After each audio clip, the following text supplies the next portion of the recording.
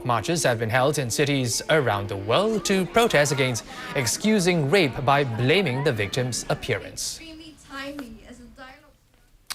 Toa Payoh Town Park saw a furry crowd this afternoon. Hundreds of pet lovers and their dogs gathered for a carnival with a social message. If you think that's a teddy bear, look again. This unusual poodle was just one of the sensations at the furry party. It wasn't just a celebration of all things cute.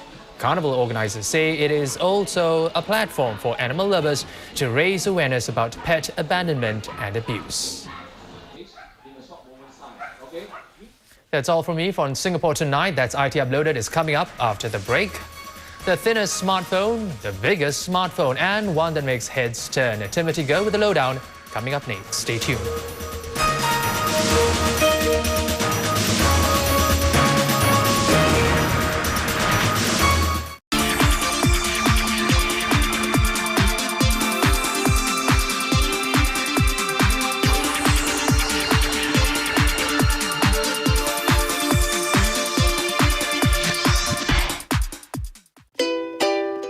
Dia suka fashion, dia mau berlatih-latih lagi supaya menang.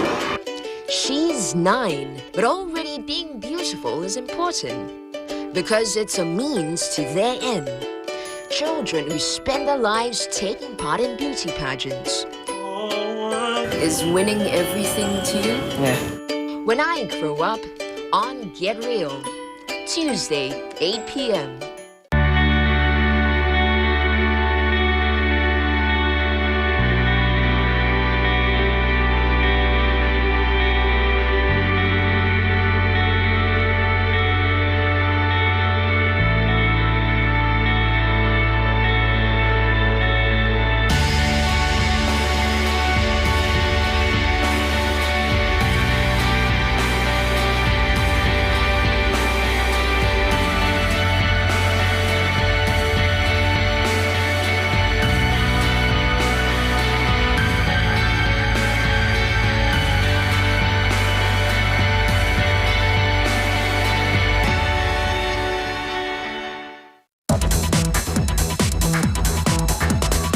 This blog has created an uproar by providing employers with a medium to complain about their maid. The creator of the blog says the website serves to warn prospective employers of maids with violent tendencies. NGOs and maids themselves say that it violates the privacy of maids. Who's right? Who's wrong? We'll trash it out here. Made for Blog on Blog TV, Wednesday, 8 p.m.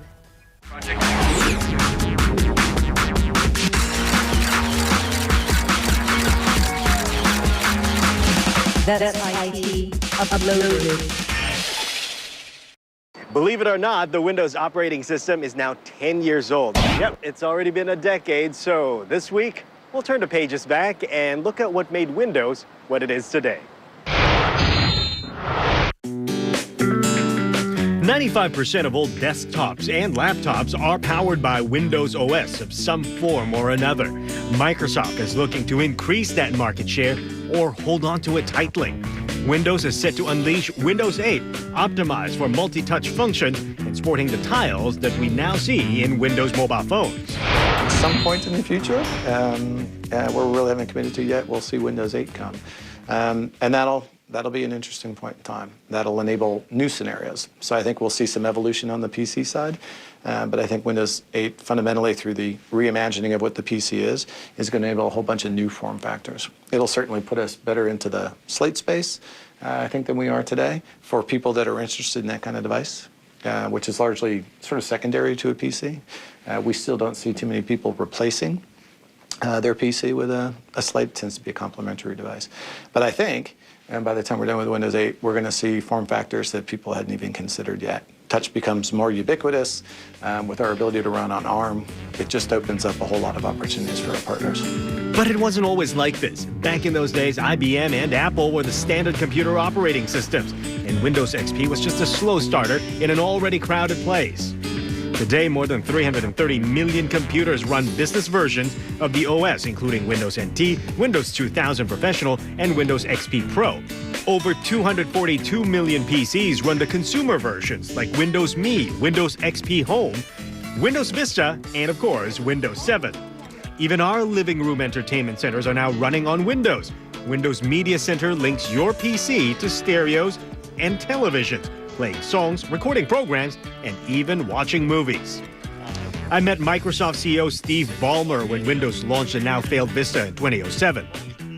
Back then, we were talking about Microsoft's dream of seamless connectivity, envisioned by its founder, Bill Gates. Well, with nearly all the world's client PCs running on the same OS, we can typically move from one machine to another without having to learn a new interface. We can even move files from system to system. And the array of applications to choose from is now wider than with other platforms.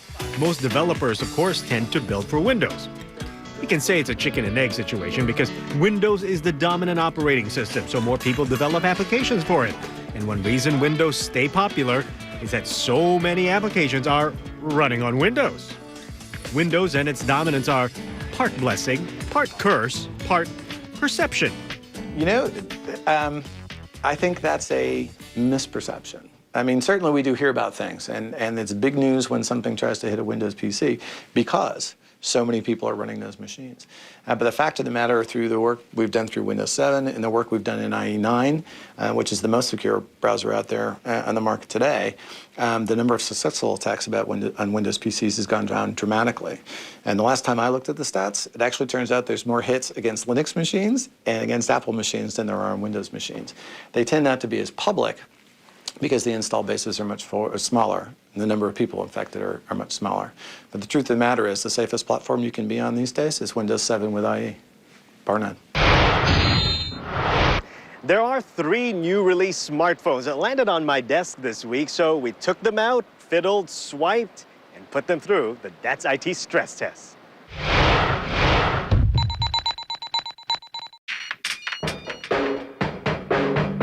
The battle for the supremacy of smartness continues. This fiercely battled competition has seen many smarties vying for just a spot on your Christmas shopping list. First, take a look at the head-turner Nokia Lumia 800. Its sleek, matte, and almost seamless design stands out from the usual, irritatingly common iPhone touchscreen look. Welcoming you is the Windows Mobile 7.5 Mango on a 3.7-inch AMOLED screen that could blind you if you have not seen the light for a week.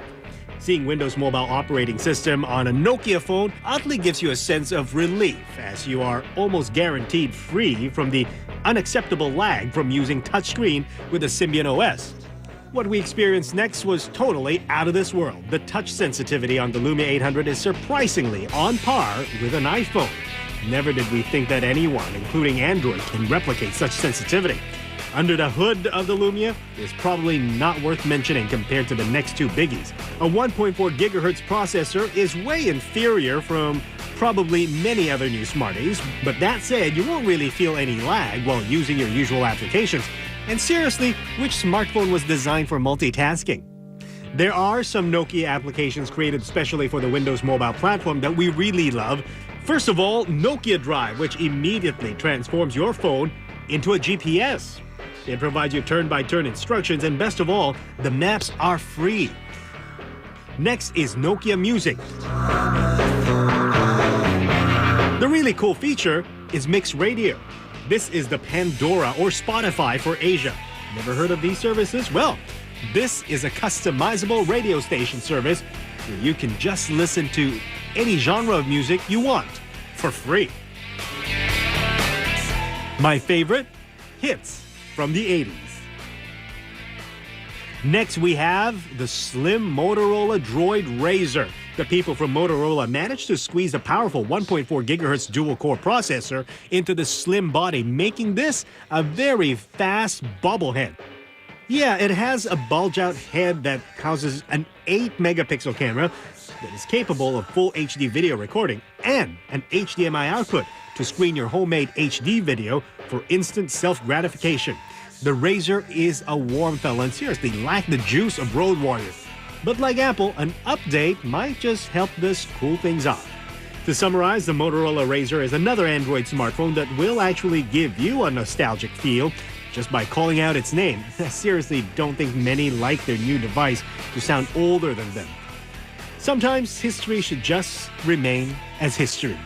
On another note, Samsung is all about being the biggest. The Samsung Note is a giant Android smartphone with a ginormous 5.3-inch Super AMOLED screen. To complement that look, inside this giant is a 1.4 gigahertz dual-core processor capable of running dozens of unused applications in the background. Although big, this is not a heavy phone. Weighing just under 180 grams, this will be a fantastic device for people with big fingers and bad eyesight. And if finger pointing or swiping is not your thing, well, this device comes with a smart pen that can help you realize your dream as a digital painter. The big screen size surprisingly didn't affect the battery life much, and this should be a good device for budget airline travelers who constantly seek their own in-flight entertainment. Time for tablet owners to replace their tablets with this portable phone. Or is it a tablet? Or both? You decide.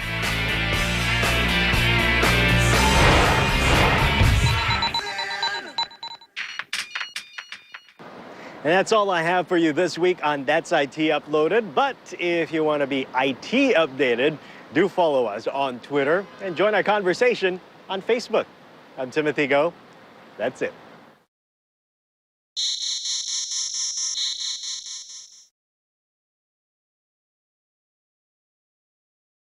Faces, each one distinct and different. They tell a story of who we are, where we've come from, where we've been. Every line, a milestone in that journey called life. In a continent of 4 billion, one news bulletin unveils the many faces of Asia, its nuances and perspectives. Understand Asia. It is, after all, our story. Primetime Asia, weeknights at 7 p.m., only on Channel News Asia. A crowd gathered for Bone Up on Joint Health, a seminar on the advances in musculoskeletal health and wellness by Mount Elizabeth Hospital and Channel News Asia. 4 experts shared vital information on preventing and treating bone and joint injuries. We hope that the participants of this forum understand that prevention is the best way of avoiding injuries, and even if injuries do occur, there are many methods of treating them to allow them to return to a fulfilling sporting life. Something interesting, my first time in fact. Yeah, I learned a lot as well. This seminar is quite useful. Now it's still halfway to go and I hope to learn more then. Very informative and very up to date. If a person wants to go for a surgery, they will know what they're in for. Kind of teaches me on what I can do to prevent injuries and also what are the techniques that the surgeons are using. Basically, I find it's very useful and I recommend anyone to come by and just listen.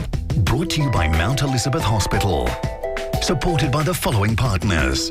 Organised by Channel News Asia.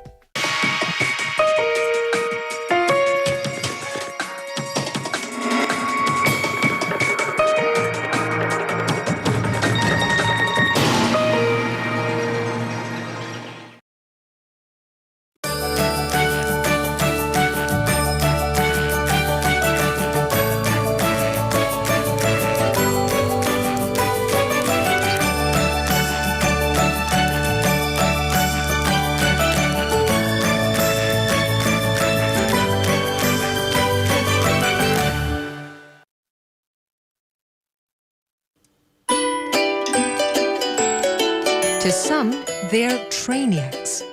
To others, anoraks. To most, they're just geeks. But to these 4 young men, they prefer